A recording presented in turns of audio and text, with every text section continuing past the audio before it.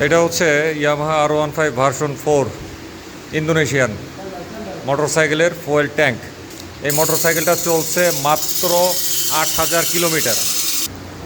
মাত্র 8,000 কিলোমিটারে এটার ফুয়েল ট্যাঙ্ক থেকে মানে কিসমিস বেরোয়া শুরু করছে আর কি। ব্যাপারটা হয়ে গেছে ঠিক এরকম, একদমই চাকা চাকা মরিচা।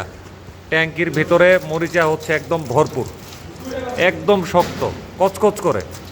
ঘটনা হচ্ছে 8,000 কিলোমিটারে কেন এটার ফুয়েল ট্যাঙ্কের ভেতরে মরিচা পড়লো। পাশাপাশি এটার ফুয়েল ফিল্টারটাকে যদি দেখায়, পাম্পটাকে যেটা ফুয়েল ট্যাঙ্কের ভিতরে থাকে, এই যে দেখা যাচ্ছে মাত্র 8,000 কিলোমিটারে এই অবস্থা কেন? নিশ্চয়ই বাইকটাতে ফল্ট ছিল।